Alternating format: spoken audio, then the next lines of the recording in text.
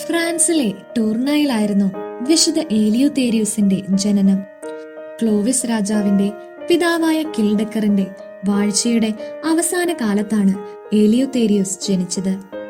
പ്രാരംഭ കാലഘട്ടത്തിലെ വിശുദ്ധരിൽ ഒരാളായിരുന്ന പ്ലേട്ടൻ വഴി ക്രിസ്തുമതത്തിലേക്ക് പരിവർത്തനം ചെയ്യപ്പെട്ടവരായിരുന്നു ഏലിയോതേരിയൂസിന്റെ പിതാവ് ടെറനൂസും മാതാവ് ബ്ലാന്തായും. 486 ഏലിയോതേരിയൂസ് ടൂർണായിലെ മെത്രാനായി അഭിഷിക്തനായി. വിശുദ്ധന്റെ പ്രബോധനങ്ങൾ വഴി ഫ്രാൻസിലെ വിഗ്രഹാരാധകരായ പുരോഹിതന്മാരും ദൈവനിഷേധികളും ക്രിസ്തുമതത്തിലേക്ക് പരിവർത്തനം ചെയ്യപ്പെട്ടു. ഒരിക്കൽ ചെറുപ്പക്കാരിയായ ഒരു പെൺകുട്ടി ഏലിയോതേരിയൂസിൽ അനുരക്തയായി. എന്നാൽ അദ്ദേഹം പെൺകുട്ടിയെ കാര്യങ്ങൾ പറഞ്ഞ് മനസ്സിലാക്കി പിന്തിരിപ്പിച്ചു. ഇതേ തുടർന്ന് പെൺകുട്ടി രോഗിയാവുകയും അധികം താമസിയാതെ ബോധം നഷ്ടപ്പെട്ട അവസ്ഥയിലാവുകയും ചെയ്തു.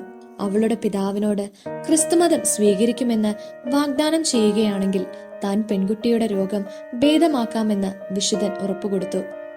എന്നാൽ അവളുടെ അസുഖം ഭേദമായെങ്കിലും പിതാവ് വാക്കുപാലിക്കാൻ തയ്യാറായില്ല. അതിനാൽ വിശുദ്ധ ഏലിയോതേരിയൂസ് ആ പ്രദേശത്ത് പ്ലേഗ് ബാധ വരുത്തുകയും തന്മൂലം തന്റെ വാഗ്ദാനം പാലിക്കാതിരുന്ന ആ മനുഷ്യൻ ഉടൻ തന്നെ അനുതപിച്ച് ക്രിസ്തുവിൽ വിശ്വസിച്ചതായും ഐതിഹ്യമുണ്ട്. ആ പ്രദേശത്തെ ദൈവവിരോധികളായ അവിശ്വാസികൾ ഏൽപ്പിച്ച മുറിവുകൾ മൂലമാണ് വിശുദ്ധൻ മരണപ്പെട്ടത്. 532 ജൂലൈ 1 അദ്ദേഹത്തിന്റെ മരണം. വിശുദ്ധ ഏലിയോതേരിയൂസിനെ കുറിച്ചുള്ള ഭൂരിഭാഗം തെളിവുകളും തിരുശേഷിപ്പുകളും 1092 ഉണ്ടായ ഒരു വൻ അഗ്നിബാധയിൽ കത്തി നശിച്ചുപോയി.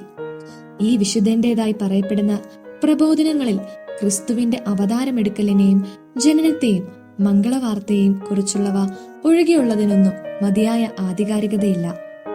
ആരാധനയിൽ പൂജ്യവസ്തുവിന്റെ പാത്രവുമേന്തി നിൽക്കുന്ന രീതിയിലും മുറിവേറ്റ സൈനികർക്കും പാവങ്ങൾക്കുമിടയിൽ പൂജ്യവസ്തുവിന്റെ പാത്രവുമേന്തി നിൽക്കുന്ന വിശുദ്ധനെ യേശു അനുഗ്രഹിക്കുന്നതായും ചമ്മട്ടി കൊണ്ടുള്ള അടിയിൽ നിന്നും വിശുദ്ധനെ ഒരു മാലാഖ രക്ഷിക്കുന്നതുമായാണ് വിശുദ്ധ ഏലിയോതേരിയൂസിനെ കലാകാരന്മാർ ചിത്രീകരിച്ചിട്ടുള്ളത്.